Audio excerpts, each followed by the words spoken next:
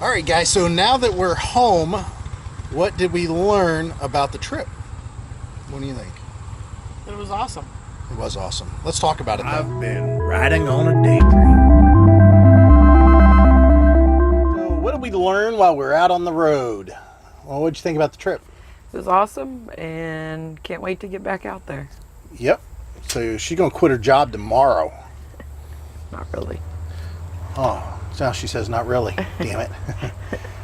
No, we're a little bit slow today. You guys follow us on Facebook. I posted a picture of us having Mexican last night, and we got a little bit buzzed up. We've done that like 3 times. I've done that 3 times this year. Usually I only do it like once a year. Must be a sign of something. Who knows? So we're a little bit slow, but we want to talk about some of this stuff while it's still fresh in our minds because it has been a few days since we got back. So let's jump right into it. I need to do something better with the data plan. I've talked about this in the past. We have a Verizon hotspot and we have T-Mobile, and it's the old T-Mobile family plan. So I get 10 gigs of high speed on this that can be tethered. Heidi gets 10 gigs on her phone that can be tethered. And then I have a hotspot that has 6 gigs, of course, can be tethered. And then I have a Verizon hotspot that also is 6 gigs. Now the thing with the T-Mobile stuff is that this has data stash. So if whatever I don't use carries over to the next month, and it could potentially have 30, 20 in the data stash, and then 10 on the phone, 30 gigs a month. And same with her phone, could have 30 gigs a month, and my other one could have 26 gigs. And I'm saying 6 gigs and then whatever's in the data stash. Now, because of me experimenting, I ran my phone down quite a bit on data and my hotspot when we were camping prior to us going on this trip, and it came back and bit me in the butt. I used up all the data real fast, and I can tell just doing rough numbers that I need to get into a data plan of some kind, of mobile hotspot that's maybe 120 gigs a month, which we'll talk about that whenever we actually do it, but that's just rough numbers right now. Also, might have to get into some sort of a Wi-Fi extender, which I've talked about that too. Again, if we do that, we'll talk about that in the future. So data is an issue. Putting up videos, it's challenging to edit videos. And part of it had to do with the data, because I like to add in stuff. You know, a lot of you want to know some of these locations that we're at, where it's at, what the website is, put it down in the description. I have to be online to do all that stuff. And of course, when you're online, you're using data. So that was kind of tough for that. As far as T-Mobile and its coverage, when you're in Florida, I had great luck with T-Mobile. So did Heidi. Better than the Verizon in a lot of the spots, which I was surprised. So I'm not going to scoff at that. And it's cheaper. So pluses, you know, all the way around for T-Mobile. As far as video editing, I really need to get some sort of a dedicated workstation inside the RV, but maybe not this RV, because again, we'll talk about that in just a few minutes. We're not going to be keeping the RV. We'll be moving it on down the road at some point, and we don't know when, but it'd be really nice to be able to have the laptop and everything pretty much to where I could just plug it in, set it up, and go, and be able to do a lot of this downloading of videos and that at any point in time. That's the only way that I would feel comfortable putting videos on YouTube. I felt really bad putting them on as late as I did. Tell us if you liked those live updates that we did. I know sometimes that kind of got confusing. Did you like doing those? I think if data is an issue, we should have done more live updates. That's my opinion. Yeah. I don't know, you know, what everyone thinks about that, but a live is, there's no editing. Right. I mean, it takes data, but right. It's your... Yeah, it's immediate. It's fast. Right. I don't have to sit there for hours. I mean, she's even made comment of that, you know. That's the one thing that I've always pointed out to her, you know, that I'm working from home here and I'm doing all this editing and video shooting and stuff like that. She's going to work and working her butt off. But yet when we go on vacation, my vacation don't ever start. There is no vacation for me. I'm continuing to work. So I think if we did live videos, Because people can still watch them. Yeah, but I think that there's a lot of issues that come up with that. Again, you guys can talk about this in the comments. Let us know what you think. I know that the quality of the video wasn't the greatest on some of them because of the way that it was being streamed. It just wasn't a great area. I mean, all that doesn't equal to this type of a video, to where it can be edited. And even though my editing's very raw for the most part, there's a lot of stuff that gets cut out, and the quality of the capture, as far as audio and film and everything's usually a lot better. Like that at our beach. I mean, at the beach, I was using this phone, no buffer over the microphone. Sometimes you could hear me, sometimes you couldn't. I mean, we just wanted to make sure we were staying in touch with you all. That's all. That's all I was concerned about. So we'll have to think about that moving forward. And it's an adjustment. I would have to adjust the way that I do things. But I do know that I have a need for some sort of an office space, or when I say an office space, just a dedicated area that can be left that way, not use the dining room table and not have a place to eat. I got to push everything out of the way to set my plate down to eat. It worked, but I'd rather have something different. Let's see, what else did we get? I got a short list here, and I'll try to go over all this stuff really quickly. Our emails were out of control. It seemed like every 3 days we would go ahead and push refresh on our phones, and we had all kinds of so-and-so commented on this. You got a new post on Facebook. So many like this, and then Pages Manager, we got notifications on that. This isn't just emails, though. These are notifications, too. And this isn't just YouTube or Facebook. This is all kinds of stuff. And my email, just tons of emails. So we're going to have to go in there and look at how much junk mail we got and maybe redirect and find different ways to be notified about what's going on. Our eating habits weren't really great. Don't fall into that trap.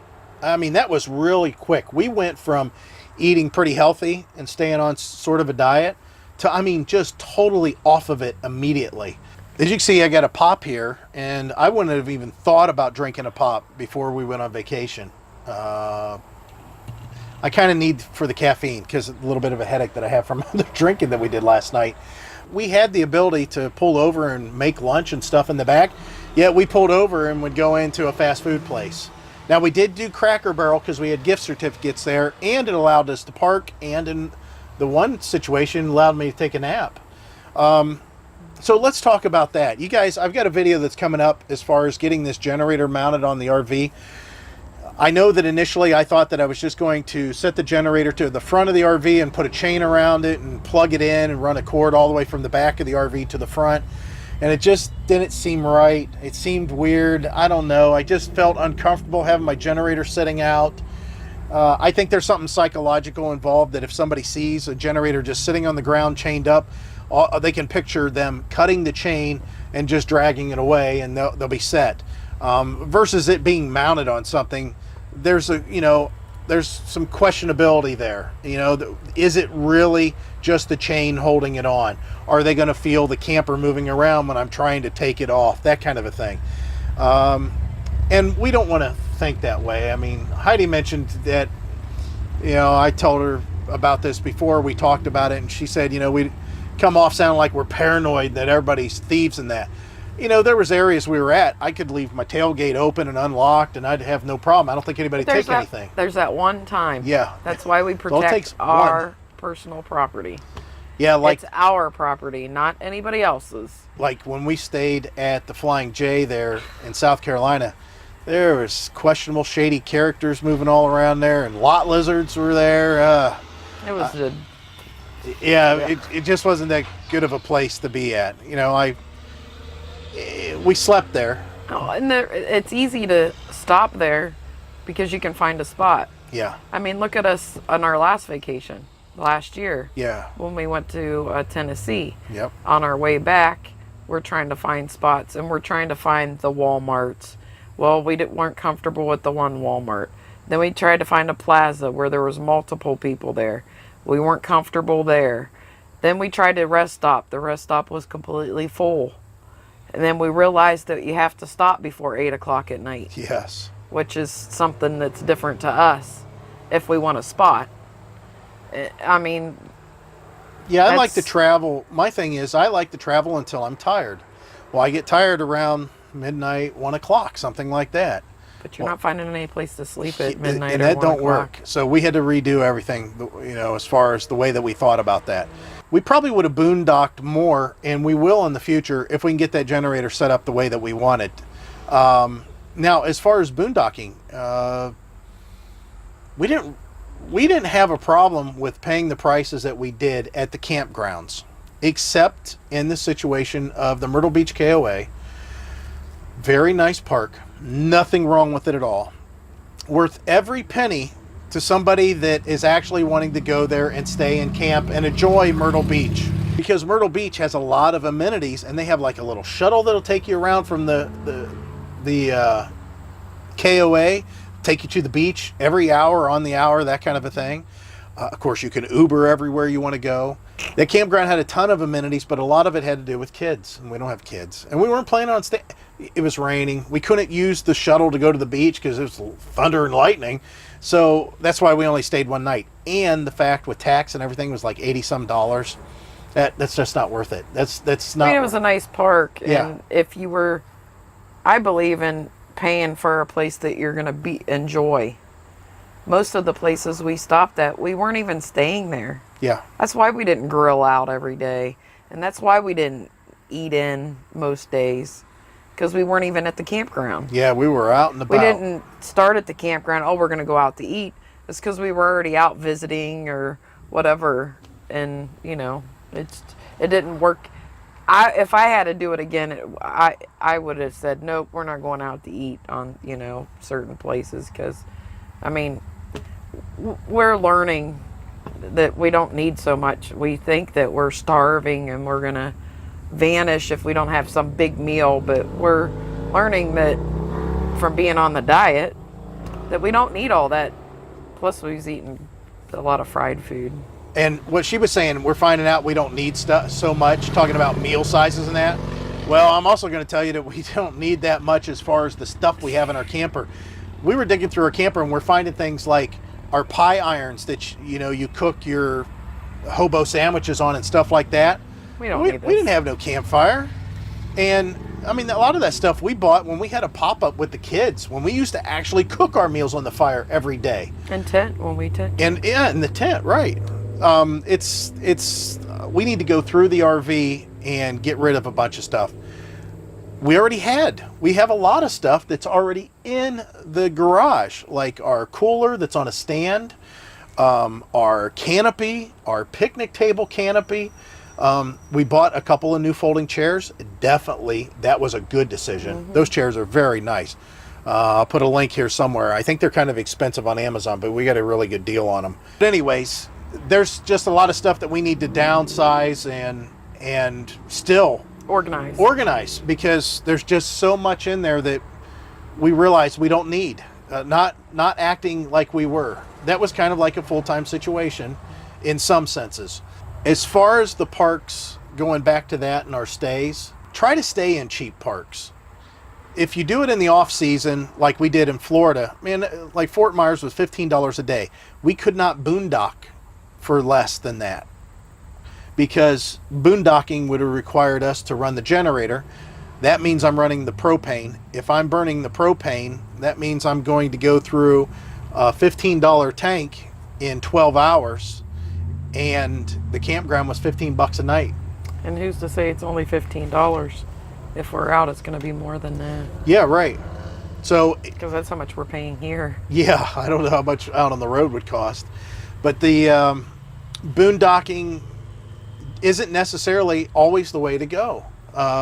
It's a nice way to go if you can do it for really cheap for a long time. But remember, it's going to cost you fuel if you're going to be doing air conditioning in a generator like in our case.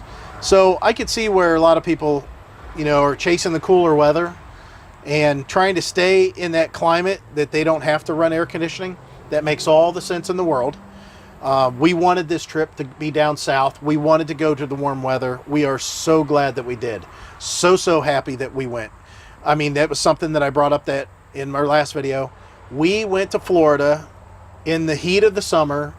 There was days that the heat index was 105, and we totally enjoyed ourselves. We had no problems. It was very nice. We just had to pay to make sure we had air conditioning. That's all. That's all we had to worry about. So that part of the trip was great. As far as the campground that we stayed at in Ormond Beach, that one was $80 a night, and we stayed there 2 nights. Why? Because it was awesome. Because we love those amenities. And that was the beach. Like Heidi said, it's because we're staying on the beach. We get up in the morning, put on our swim trunks, even though we didn't go in the water, but we didn't go actually swimming in the water.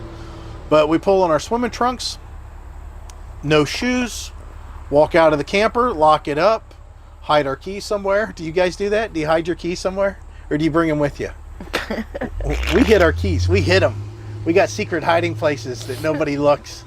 We hid our keys for the camper. Then we went down to the beach.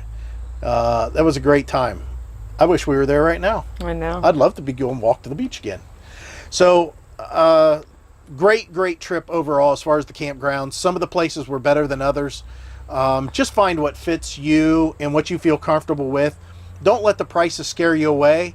But for the most part, realize if you're going to be paying over $40 a night, there better be something there that you want to do at the campground or utilize the campground, because other than that, you're paying for a parking space and a place to plug in. You can do better than that other ways. Now, getting out of the whole campground thing altogether, the Reflectix, we talked about that. Heidi cut all those pieces perfect. It made sleeping better. It kept the heat out of the RV. I'm sure in the winter it would insulate better. It was just better all the way around. I loved it. If you guys just get a roll of that and cut it and put it in your windows with some Velcro, it's just the best thing. As far as keeping the RV size is a little bit too small. We knew that initially going into this. When we went out, it didn't magnify it or amplify it. It just reiterated the point to us that we need to get a little bit bigger. But you guys, if you don't have a small RV, you just don't really know how good it is to hear the people on the phone when you're talking to them and you're asking them, hey, do you got a spot anywhere? Can you just stick me in somewhere? And they find out that you have no slides, you're a 24-foot RV, you don't have any pets, nothing like that. They're all about, sure, come on in. I'm sure we can find a spot for you. The place at Melbourne. Yeah, when we stayed at Satellite Beach. Because he said, he knew. Said we could pick anything. Yeah, as soon as he heard our size, he's like, oh yeah, I got places for you, for sure. But he had to hear those sizes. He had to hear that we had a short camper with no slides. And at that point, he's like, yeah, sure. Nicest people down there. I said, what? Don't worry about it. Pay me later. Pay me when you got the money, that kind of thing. Really laid back. Everything was great down there. But having that camper size really, really was nice. So as far as us getting bigger, I'm still thinking there's no chance I'm going to go over 30.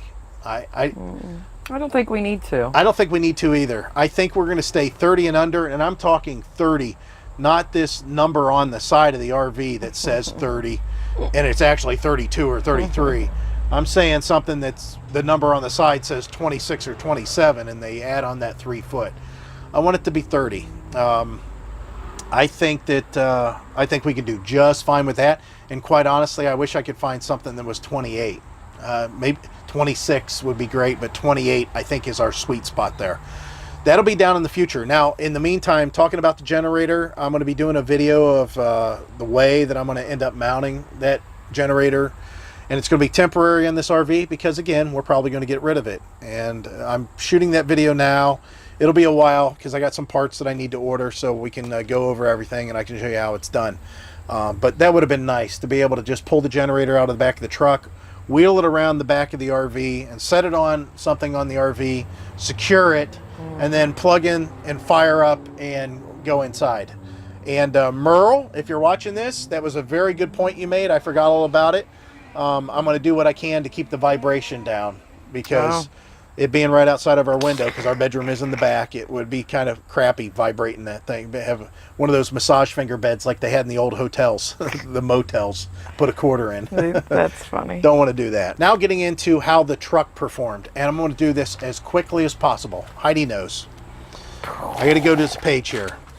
We need to talk about the trip overall. Our overall trip, 100%, cost us $2,200, and that was for us to eat out. That was for me paying my daughter to house sit. That was me paying or pulling out $100 at the casino to gamble with, just to blow. That was with us spending, the couple nights in Ormond Beach. Like I said, it was $80 a night. We stayed at numerous campgrounds. We only boondocked a couple times. We didn't use the generator or any of that. We did eat some packed lunches type thing Heidi made a couple of times. She cooked on the grill.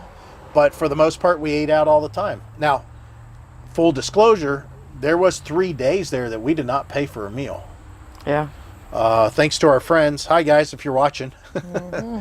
That was great. That was spectacular. And it had nothing to do with money at that point. It was just we were all out, and they were treating, and we ate. That was nice. That was really nice. But still, even with those 3 days, it's not going to add that much more to our overall bill. So $2,200 was our total. Now, this puts it in even better perspective. Out of that $2,200, $1,026 was in fuel. We used 378 gallons of gas for 2,922 miles. That comes out roughly 8 miles to the gallon. Our average fuel price I put in premium was $2.70 a gallon. I didn't have to put in premium.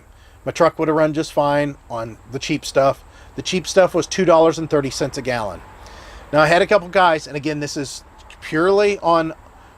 my thoughts and Heidi thoughts on the matter, and it may change in the future, may do something different. I've talked about this in the past. As far as this old gas truck, I'm happy with it, and I have no problems with it only getting 8 miles to the gallon and only being able to pull up the hill at 55 miles an hour. I showed you that clip going up that hill.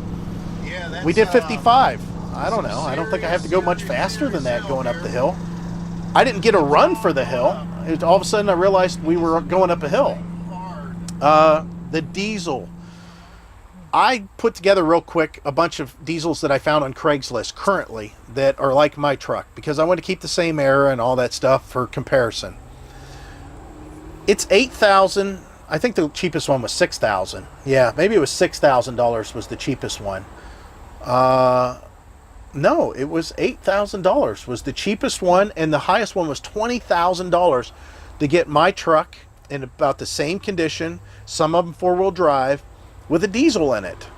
That's way too much money. I only paid $3,800 for my truck. That's like a $4,200 difference.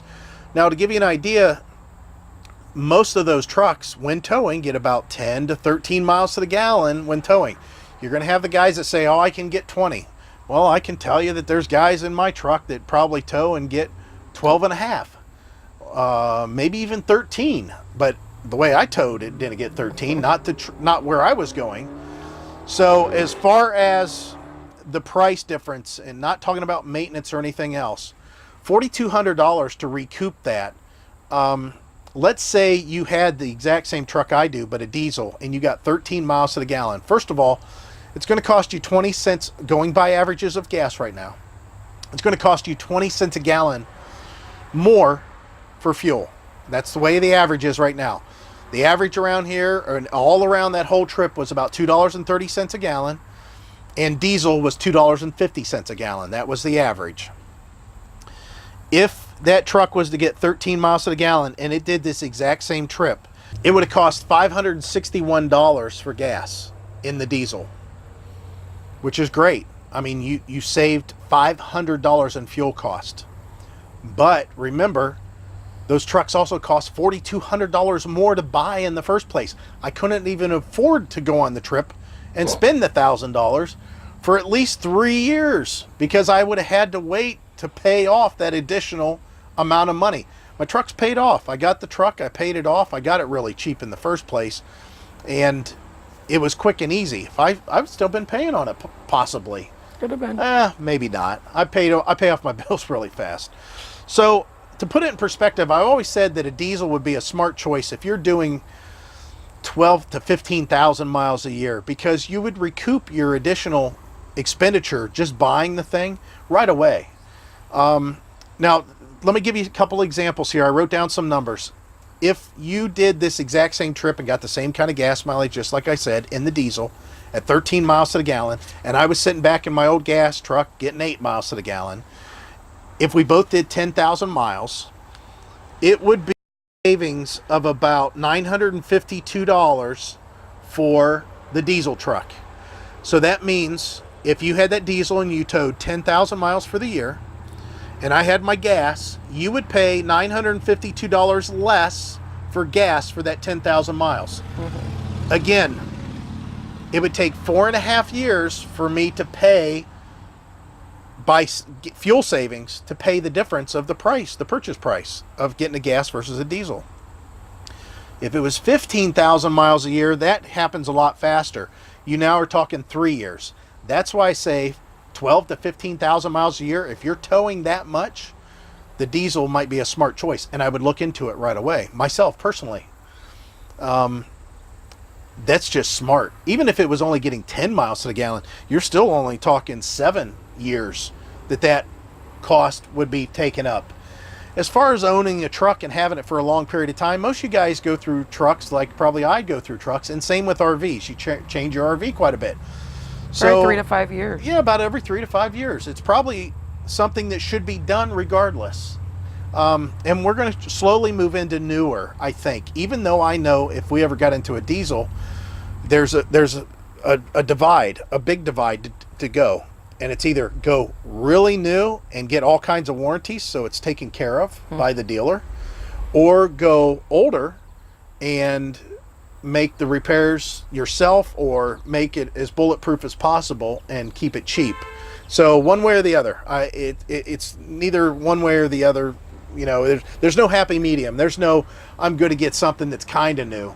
It don't seem to quite work. So we'll look into that in the future. But quite honestly, still, I was happy with the performance of the gas engine. I'd probably just get a new gas truck because they're so much cheaper. And you don't have to deal with that DEF and all that stuff. Right. So as far as the truck's concerned, the whole reason that I had bought it initially, if you guys remember, I had a half-ton truck. It was a 302. It was a long bed extended cab 2-wheel drive, just like this one. This is the third of these trucks that I had, these old body styles. The first one was a 94, and it was a 6-cylinder. And again, extended cab, long bed, 2-wheel drive. This one, even though I could tow this RV with my half-ton truck, which we did, we went to Put in Bay, it worked that engine pretty hard. But the truck still got like 11 miles to the gallon. I was really surprised. And I did 65, 70 miles an hour. I mean, I really hauled butt. This truck does so much better towing, and it's so much easier. But it's overkill. I got it because it's an overkill for this trailer. That was by design. I mean, I could have bought a new half-ton truck that could haul this no problem, but I'd rather do an old 3/4-ton truck and save some money. Again, overall, though, the truck did fine. The gas mileage is fine. I have no problems with getting 8 miles to the gallon. Now, with that said, and the whole reason of this conversation is, if gas went back up to where it's $5 a gallon, this trip would have cost me close to $2,000 just in fuel. That changes everything. I mean, that changes a lot. That means we've got to save to be able to drive. Where in this case, it was just as easy to drive as stay somewhere. Right. The gas didn't cost any more for us to be driving than staying somewhere. So put it in perspective and give you guys an overview on it all. We want to go full time. We still want to go full time. Yeah. We have a better vision of what we need to do, even more. Heidi loves the traveling that we did. She really liked being off. That was the first time in 20 years that she's had 2 weeks off back in a row, 14 days. That's the first time in 20 years that she's had 14 days off in a row. So she really got to see what that was all about. She didn't even know what to do with all her time. Facebooking, answering all you guys' questions.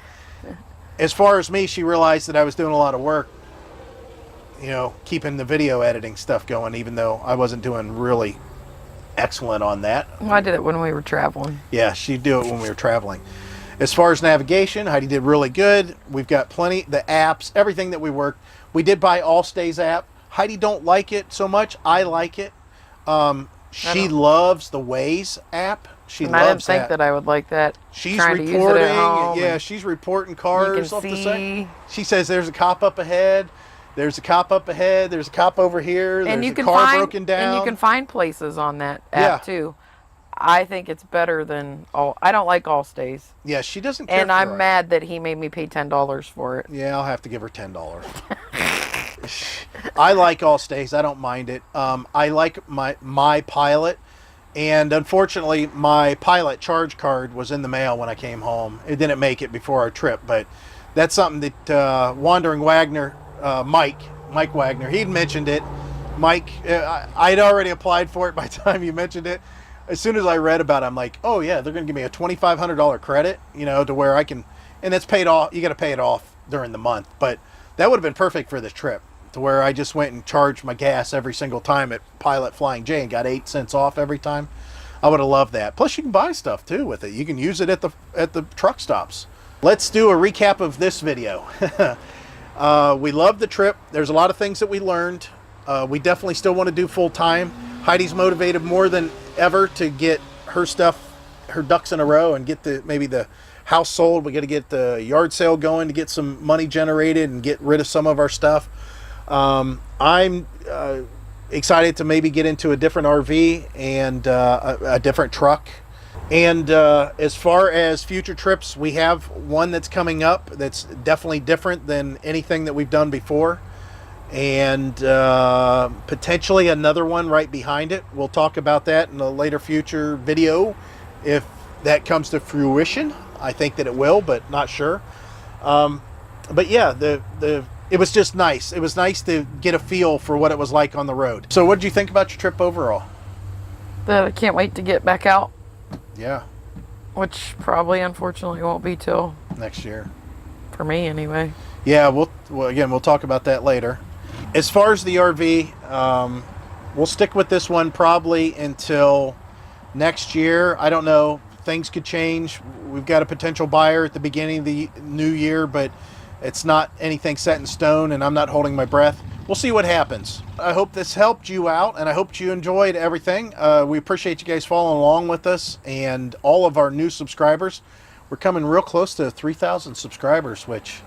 That's cool. That is really cool, but strange. It's still really odd. We're just people. We're just trying to share what's going on. Hopefully you can learn something along the way. And when we make mistakes, we do show them. That's for sure. But that's going to close this out. And hopefully I've edited it down to where it's watchable. As always, guys, we hope to see you out there. Bye. Bye. Started melting again. Like sweat. Sweaty. Now, I think you want this.